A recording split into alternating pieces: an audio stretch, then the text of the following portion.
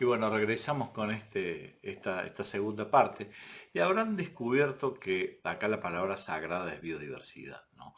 Biodiversidad es lo que necesitamos en nuestros jardines. Biodiversidad es la que se pierde cuando se incendian nuestras sierras y cuando se incendian los bosques o cuando se tala el Amazonas. Muchas veces algunos dicen que la pérdida del Amazonas es el planeta, es el pulmón del planeta, la oxigenación. No, mentira. Un bosque antiguo como el Amazonas consume más oxígeno que el que produce, o un bosque un monte antiguo en las sierras consume más oxígeno que el que produce, porque la planta produce mucho oxígeno en activo crecimiento. Cuando un bosque es viejo deja de producir oxígeno. Pero no es el oxígeno lo que hace que nosotros tengamos que cuidar el Amazonas, que tengamos que cuidar el bosque nativo, las sierras y todo eso. Es la biodiversidad lo que necesitamos. La biodiversidad permite que las plagas no se escapen. La biodiversidad permite que las plagas controlen a las plagas, que tengamos esas moscas que veíamos en el video anterior, y que tengamos vaquitas de San Antonio, y que tengamos sapos, y que tengamos lagartijas, y que tengamos toda una serie de insectos que controlen insectos. Y así solo se va equilibrando el sistema. El hombre cuando fumiga desequilibra el sistema, pero cuando lo hace mal, cuando lo hace un ingeniero agrónomo, un tipo que sabe del tema y que, bueno, va a utilizar la dosis justa. Nosotros no sabemos de estos temas.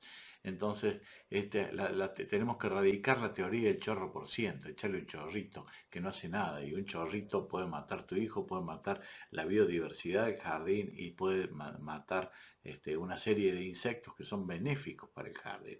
Entonces tengamos mucho cuidado cuando utilicemos estos químicos, porque después nos vamos a lamentar, porque eliminamos la biodiversidad.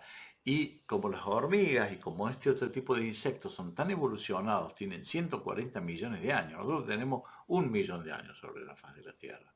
Estos insectos tienen 140 millones de años, 150 millones de años algunas especies de hormigas. Eh, es muy difícil ganarles. Estas hormigas, ¿qué van a hacer? Cuando llegue la época de fumiguemos, van a sacar los pulgones y los van a meter bajo tierra y los van a esconder donde el insecticida no llega. ¿Y qué vamos a hacer nosotros? Vamos a terminar matando las vaquitas de San Antonio, vamos a terminar matando los insectos benéficos del jardín. Entonces hay que tener mucho cuidado cuando utilicemos estos insecticidas.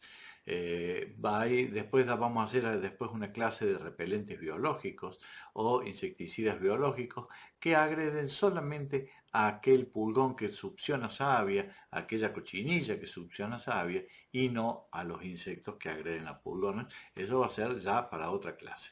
Pero es muy importante que empecemos a descubrir que nuestro jardín, ya que no podemos obtener biodiversidad en las sierras porque se queman o en el monte porque se incendia, bueno, intentemos tener esa biodiversidad en nuestro jardín, ese microclima. Puede ser hasta un balcón, no hace falta que sea todo un jardín con un balcón. Ya tenemos estos insectos beneficiosos que son los que van a consumir insectos, y vamos a utilizar menos insecticidas.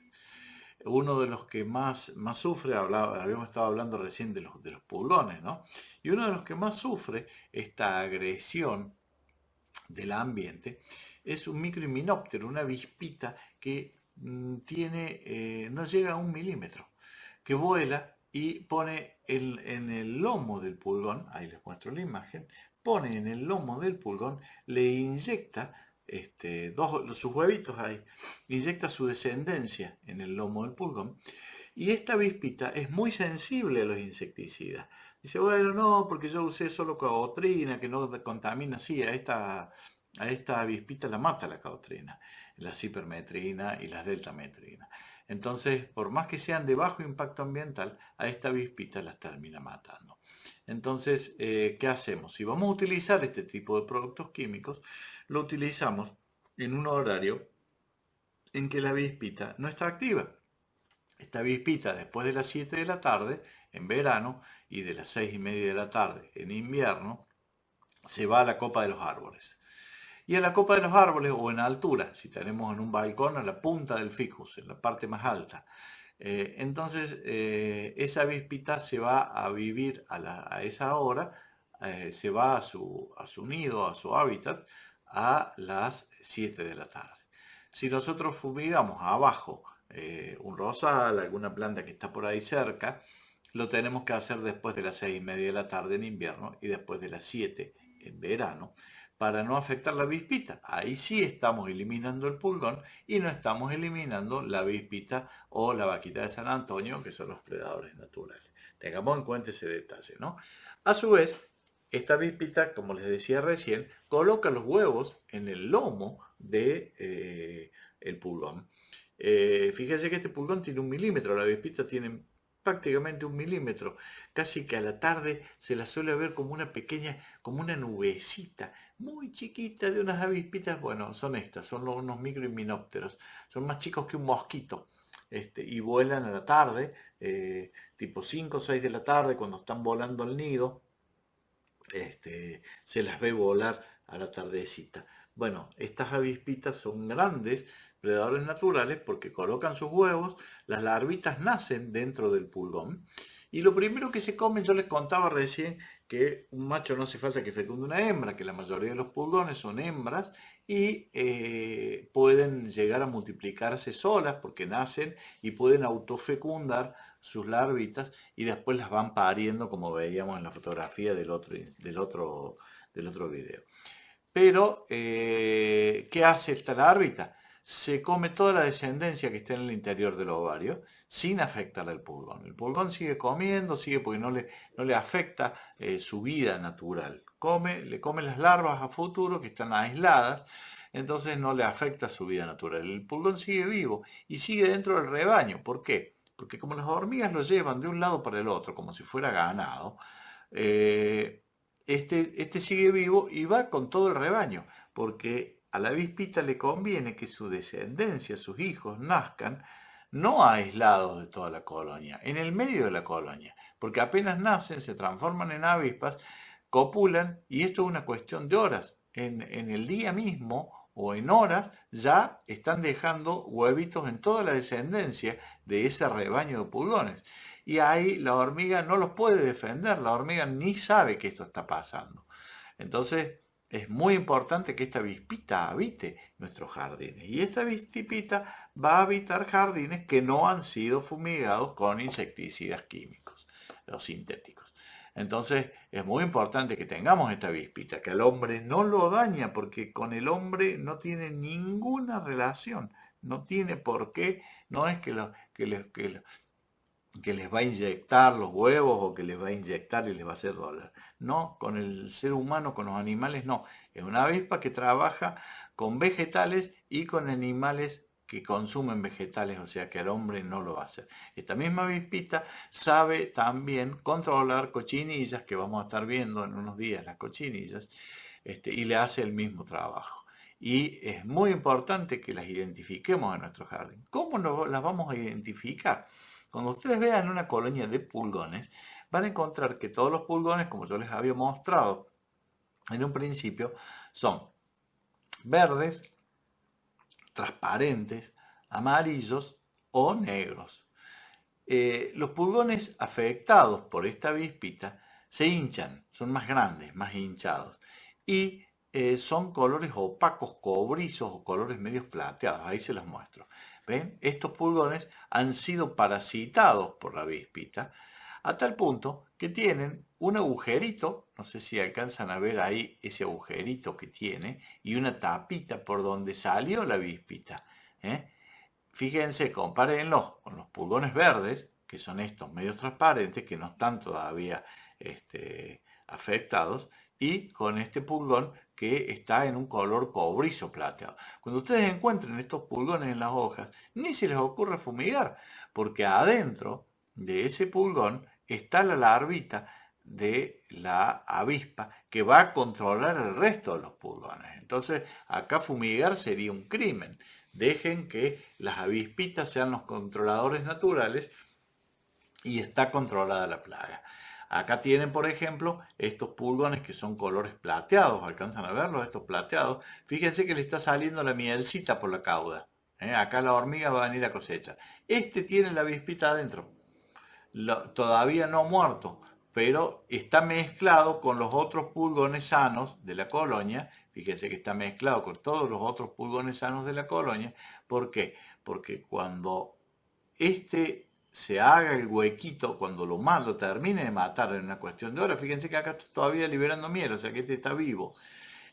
Cuando este muera, se va a abrir un agujerito por donde va a salir ya la avispa adulta. Y esa avispa adulta va a copular con otra avispa de otro pulgón que había acá cerca. Y una vez que hayan producido la cópula, que esa se hace en el día directamente, va a poner sus huevos en el resto de los pulgones que no están parasitados.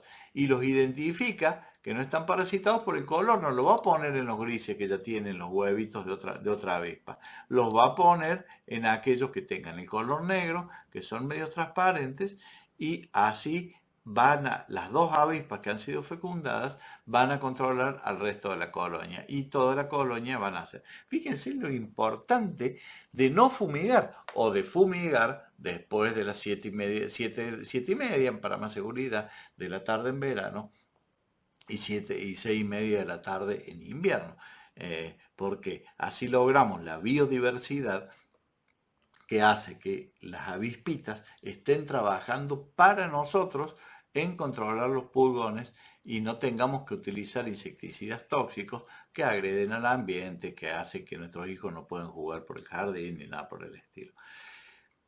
Esto es lo que queda después de haber tenido pulgones. Nosotros cuando hemos tenido pulgones o cochinillas van a encontrar fundamentalmente en los jazmines esta negrilla que se le llama, que es una cuestión negrita que se le pega la fumagina, que es un hongo que se pega por encima del melado de la mielcita de pulgón. Acá en la hoja superior hubo pulgones o cochinillas. La mielcita cayó sobre la hoja y sobre esta hoja se fijó este hongo, que es la fumagina, que es el hongo grisecito que vamos a encontrar como una ceniza encima de las hojas. Este hongo no afecta a la planta, no come savia de la planta, sino que simplemente vive de la mielcita de los pulgones que estaban, o las cochinillas que estaban en la hoja superior. Entonces esto nos indica que en esta planta ha habido pulgones, ha habido cochinillas y ha habido hormigas negras que las han llevado ahí. Entonces, controlar la hormiga negra nos va a hacer que tengamos menos pulgones y menos cochinillas. Es muy importante ese detalle tenerlo en cuenta, ¿no? Pero lo más importante, les reitero, que tenemos que tener en cuenta es la palabra mágica, la biodiversidad.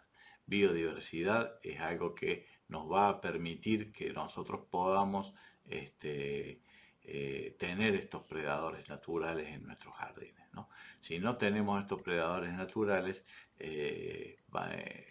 cada vez la plaga que no tiene quien la controle, cada vez la plaga se reproduce más y tenemos más inconvenientes, ¿no? Otro predador natural que por suerte es hincha de Belgrano, no sé, lamento por los hinchas de Talleres o Instituto, es la chinche pirata. Es la chinche pirata. La chinche pirata es una chinche que habita, ahí están viendo en la fotografía, que habita en nuestros jardines y le llama chinche pirata porque tiene un aparato en la punta como si fuese una espada que atraviesa los pulgones y no los destruye, sino que les chupa como si fuera un sorbete todos los jugos, los deseca y los termina matando. Esta chinche es muy importante que la tengamos en el jardín. A los trips también, identifíquenla. Fíjense que le van a encontrar un aparato como si fuese una espada en la punta. Esto es típico de esta especie y es una de las chinches que más tenemos que tener en nuestros jardines porque también es un gran predador. Los van ensartando los insectos como si fuera un brochet, ¿no? Los va ensartando y le va sacando los jugos y son grandes controladores naturales de insectos de nuestro jardín. Entonces es muy importante y esta chinche es muy lábil a los insecticidas, entonces que utilicemos la menor cantidad de insecticidas posible y veamos, nos pongamos a la tardecita a ver qué especies tenemos biológicas en nuestro jardín que puedan llegar a controlar otras especies, ¿no? Una de las controladores de la chinche, de la otra chinche, que es la chinche verde, existe una chinche pirata, que es esta que nosotros habíamos visto recién, y la otra es la chinche verde. La chinche verde es esta que tiene un olor horrible, que tiene un olor tremendamente fuerte, que también ese aparato que la chinche pirata tiene para atravesar los insectos, lo tiene doblado hacia abajo y lo clava en las hojas y en los frutos y saca savia y debilita mucho plantas de tomate, a todo afecta, ¿no? Estas serían las colonias, para que las identifiquen. Estas son las colonias de las chinches en los primeros estadios, que son similares, si uno los ve de arriba, parecen barrilitos, parecen barriles de cerveza o barriles de miel también podríamos decir, o barriles de aceite. Son bien redondos, no es como los de la que veíamos hace un rato de la vaquita de San Antonio, que parece una guindita de rugby, ¿no? Estos son chatos arriba y chatos abajo, y ahí están naciendo las larvas de las chinches en el primer estadio. Cuando esta chinche ya es adulta, ahí tienen lo primero que le decía, los barrilitos estos que son como que están apilados los barriles, ¿no? Bueno, de acá van a salir las chinches. Esto sería la ninfa en primero, segundo, tercer estadio, y así llegan a adulto. Cuando llegan a adulto, es esta chinche grande que tenemos acá. Esta chinche grande tiene esta mosca, que es una mosca sírfida, que es una mosca muy útil para el jardín, que le coloca en el lomo el huevo, lo tienen ahí, lo están viendo, coloca sus huevos, uno o dos huevitos en el lomo, y estos huevitos van a hacer lo mismo que hacía la avispita esta que controlaba los pulgones. Nace, se come toda la chinche y termina controlando la plaga. Y esta mosca es muy sensible a las hipermetrinas y a las deltametrinas. Entonces por ahí dice, no, yo uso cabotrina en el jardín, no me genera daño. ¿Cómo que no me genera daño? Me está matando el predador natural, que es esta mosca, que es la que me va a controlar. Entonces, muchas veces las moscas las distintas variedades de moscas son muy útiles. Acá tienen la chinche con la larva en el lomo, y esta larva con estos huevitos se va a controlar la chinche. La chinche hace mucho olor, hace un olor muy feo en la verdura, se utiliza mucho en la huerta, porque se multiplica mucho en la huerta. Y una de las formas naturales de controlarla es ponerse guantes, cazar 4 o 5, y apretarlas entre los dedos del guante, no entre la mano, porque no se van a sacar mal olor. Tiene un olor muy fuerte. Y eso lo meten en un frasquito de café en agua, con tapa. Las 3 chinches o 4 chinches apretadas, las dejan que libere ese jugo en un frasco viejo, en un frasco, puede ser de café, de cualquier cosa, pero tiene que ser un frasco. Y se dejan las 3 o 4 chinches apretadas durante 24 horas. Esto libera un olor a chinche muerta. Es el mismo olor que nosotros percibimos como olor a chinche, pero ellas lo perciben como es distinto, son más útiles que nosotros para el olfato, porque los insectos no huelen por nariz, sino que huelen radiaciones. Y esta radiación de onda tiene una frecuencia y una longitud de onda típica de las chinches muertas. Entonces, con esto que nosotros dejamos 24 horas en agua, al otro día lo diluimos en 2 litros de agua y rociamos todas las plantas de la huerta, no se va a acercar otra chinche, huyen del lugar. Huyen, las pocas chinches que hay huyen del lugar, porque esto tiene olor a chinche muerta. Y donde hay olor a chinche muerta, hay muerte segura, y ahí se escapan las chinches y se van del jardín. Es un gran repelente que se puede hacer con las propias chinches. Y si no, buscando las mosquitas sírfidas, que son las que nos hacen que tengamos controlada la plaga en el jardín. Otro controlador de plagas importantísimo, que tiene un nombre horrible, Blanus cinereus. En el barrio la conocían como viborita ciega. Esta es la viborita que encontramos debajo de las macetas. Cuando corremos una maceta que hay un poco de humedad, sale como una pequeña viborita y venimos y le metemos con la escoba pensando que es una serpiente que nos va a matar a nosotros y a nuestros hijos. No hay en los anales de la historia de la medicina nadie que haya podido ser mordido por una de estas viboritas ciegas. En realidad este es un lagarto ápodo, no es una serpiente. Es un lagarto que perdió las patas y se comporta como víbora, pero no como serpiente. Pero no tiene un aparato bucal. Nunca la boca de esto podría llegar a morder el dedo de nadie, ni la mano de nadie, porque no es un aparato bucal apto para eso. ¿Para qué es apto esto? Para consumir todos los larvas y las larvas las larvas de hormigas, las larvas de termitas y los huevos de babosas y caracoles. Le metemos el escobazo y el talonazo cuando la vemos pensando que es una serpiente y después nos quejamos que están llenas de babosas nuestras plantas, llenas de caracoles y llenas de termitas. Claro, si matamos el predador natural. Esta que no pica, no muerde, agárrenla con la mano tranquila, que nunca los puede llegar a morder. Asegúrense que sea esto y no una yarara, ¿no? Pero no, es bien plateadita y está siempre metida debajo de las macetas, sabe estar mucho en el mantillo. Es un excelente predador de plagas. Acá fíjense que se está comiendo una termita y es un gran controlador natural. Ténganlo en cuenta porque la gente no lo tiene en cuenta. Y a ver, miren acá a ver si encontramos los huevos de... esta va a ser otra clase, ¿no? Que vamos a tener algún día de identificación de todo este tipo de insectos que les va a servir mucho para controlarlas el día de mañana. ¿Dónde están los huevos de caracoles que les quería mostrar?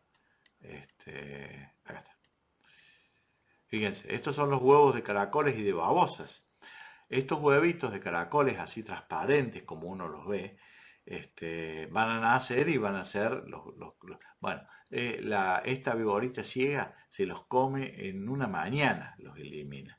Entonces son grandes aliados para el jardín. Tengámoslo en cuenta, porque es lo mejor que nos puede pasar, es mover una maceta y encontrar abajo las viboritas ciegas estas, que son grandes controladores de huevos de babosa, de caracoles y de termitas y de hormigas en los primeros estadios. Cuando la hormiga es muy pequeña, si esto llegara a entrar en un hormiguero, se come todas las larvas pequeñas. Acá se está comiendo una termita y la elimina porque la agarra por atrás y no puede, no tiene aparato bucal para picarla, no la puede picar porque es muy resbalosa. Entonces, es lo mejor que podemos tener. Atención, por favor, porque la gente cree que es una serpiente y las mata. Déjenlas que se multipliquen en nuestros jardines y nunca va a haber nadie que van a encontrar en los anales de medicina, nadie que haya sido afectado por este tipo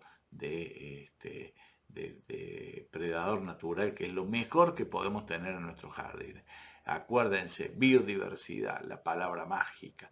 La palabra, les digo más, si llegaran a tener en una galería y llegaran a tener debajo de las macetas, tengan mucho cuidado cuando utilizan, que muchos utilizan el Proselex o la lavandina, estos productos químicos que agreden esto. Si lo pueden utilizar, utilícenlo, pero lejos de las macetas, porque debajo de la maceta vive mi viborita ciega, que es la que me va a controlar a la mayoría de los insectos de la base de esa maceta.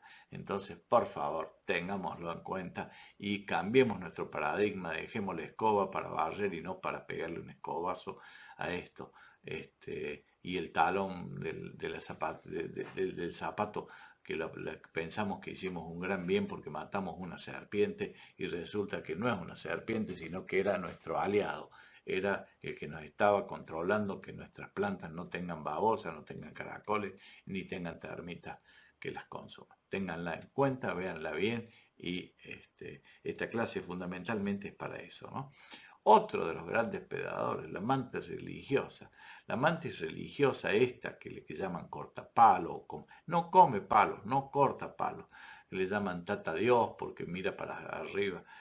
Es una gran consumidora de pulgones, de cochinillas, de insectos en general. Ténganla en cuenta porque es tan agresiva que, bueno, a mí esta parte no me gusta, pero después de la cópula, una vez que termina de copular, la hembra le corta la cabeza al macho y se lo come. Porque podría llegar a competir con ella en algún momento, una vez que ha sido copulada. Esta es la parte más fea, ¿no? Pero fíjense, tiene estas sierritas, ¿no? Todo esto que es para prender cucarachas, para prender insectos, a los alacranes, pero les corta las pinzas, les corta la parte agresiva, les corta para que no lo pinche y se los come, que es un gran consumidor. Y por ahí le tenemos miedo y que nos vaya a hacer algo y que nos vaya... Sí, si la molestan, esa reacciona y como tiene estas patas prensiles, estas patas nos impresionan porque nos parece que nos va a hacer daño o algo por el estilo, porque nos raspa la piel. Sáquenla con un palito si les molesta y sáquenla fuera de la casa. Adentro de la casa va a consumir gran cantidad de pulgones, cucarachas y todo lo que encuentre sobre su camino, ¿no? Y afuera de la casa va a ser un gran consumidor de insectos. Ténganla en cuenta porque es una especie a tener en cuenta y a multiplicar. Acá la tienen, esta es la ooteca. La ooteca es la casita que tiene para dejar hijos. Tengan en cuenta, acá está poniendo sus huevos, ¿no?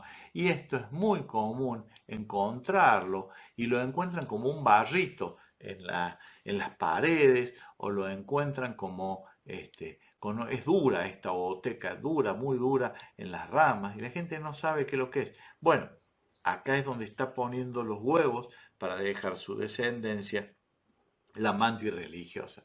Ténganla en cuenta porque es un gran predador de insectos que tenemos que tener en nuestros jardines para tener buen control biológico y dejarnos de utilizar insecticidas, ¿no? Otro gran controlador son los chelcos y las lagartijas. Grandes, pero grandes controladores de grillos, de cucarachas, de vinchucas. Para los que viven en las zonas rurales que están afectados con las vinchucas, esto consume gran cantidad de bichucas, de estas que le llamamos el chelquito o las lagartijas, ¿no? Los cordobeses le decimos el chelco y los santiagueños también le llaman chelco, que es ni más ni menos que un pequeño cocodrilito, inclusive otros que son muy llamativos y son grandes consumidores, pero estos consumen más fruta, son ay, no me sale el nombre ahora. Bueno, los checos grandes que son gecos, le dicen a algunos, que son grandes consumidores de insectos. Tengámoslo en cuenta, no nos van a generar daño si nosotros... sí, puede llegar hay algunos casos de que han mordido a alguien, fundamentalmente las iguanas, que son de la misma familia y que son medias agresivas las iguanas si uno las molesta. Pero estos ya serían grandes, ¿no? Esto yo lo estoy hablando de la lagartija chiquitita, la que le llaman checo. Es una lagartija que es una gran consumidora de insectos y es un gran aliado para nuestros jardines. Tengámoslo en cuenta, identifiquemos esto, identifiquemos la biodiversidad. Nos quejamos que tenemos grillos, que el año pasado tuvimos gran cantidad de grillos. Claro, y si no tenemos predadores naturales, esto lo hemos considerado que es un animal que nos hace desastres en el jardín y no nos hace desastres, no nos va a morder, no nos va a molestar a nosotros y consume alacranes, consume grillos, consume cucarachas, son grandes consumidores. Entonces utilicémoslo como identifiquémoslos. También otro que tenemos que tener es un sapito. Muchos les da aversión tener sapos en el jardín, pero un sapito es un gran consumidor de insectos. Y ni les cuento si bajan los teros a nuestros jardines, si los que viven en las zonas de patio, cuando hay bandadas de teros, déjenlos bajar al jardín, y los teros son grandes consumidores de gusanos. Otra que es una gran consumidora es esta mosca, estas mosquitas sírfidas. La larva de esta mosca es una excelente consumidora de insectos y son las mosquitas que lo único que hacen es estar mezcladas por ahí entre las flores porque comen un poquito de polen, facilitan la polinización. Hacen que las plantas tengan más semillas el día de mañana y tienen esta particularidad de que la larva de estas moscas sírfidas es una gran consumidora de insectos. Ténganla en cuenta también para el jardín, ¿no? Y bueno, plantas que atraen sírfidos son estas que tenemos, ¿no? Las amapolas, los alisos, la reina margarita y el cilantro atraen sírfidos, que es esta mosca, esa no era, esta mosca que es una gran consumidora de insectos del jardín que los consume en estado adulto y en estado larvario. Cuando es una larvita, un gusanito, también las consume. Ténganlas en cuenta y les vuelvo a reiterar lo que les dije desde un principio. Necesitamos, para que esto viva en nuestros jardines, no utilizar insecticidas y tener biodiversidad. Muchas especies en donde vivan estos, por ahí alguna campanilla, por ahí algunos ajenjos, por ahí algunas lavandas, por ahí unas coronitas de novia, donde puedan habitar estos insectos que comen insectos. Y empiecen a salir al jardín y empiecen a verlo estos días que está más o menos fresquito, que no hace tanto calor, que todavía no llegó el verano de lleno, y van a descubrir un montón de plantas en donde habitan estos insectos, estas viboritas, los lagartos, todo este tipo de cosas que son utilísimas para el jardín y empecemos a dejar las aversiones de lado. Porque por ahí el otro día una señora me decía, es que a mí el sapo yo lo agarro a escobazo porque me parece muy feo y me parece... Nunca un sapo va a agredir a un ser humano y un sapo es un controlador de cascarudos y de un montón de insectos que nos generan problemas en el jardín. Tratemos de sacar esto y nuestros hijos y nuestros nietos se merecen patios, al menos nuestros patios, nuestras terrazas, nuestros balcones, ya que no le podemos generar que las sierras, por los incendios, por la agresión que le generamos al bosque nativo, ya que no podemos interferir porque no tenemos la fuerza política para impedir que se hagan urbanizaciones o que se hagan más caminos que generen problemas de la biodiversidad, que nuestro patio, o porque por ahí son necesarios los caminos también, ¿no? O las urbanizaciones, pero al menos nuestro patio sea un lugar donde tengamos la menor cantidad de carga de insecticidas y la mayor cantidad de insectos que controlen insectos y tengamos un buen control biológico. Espero las preguntas y nos volvemos a ver en unos días. Muchas gracias.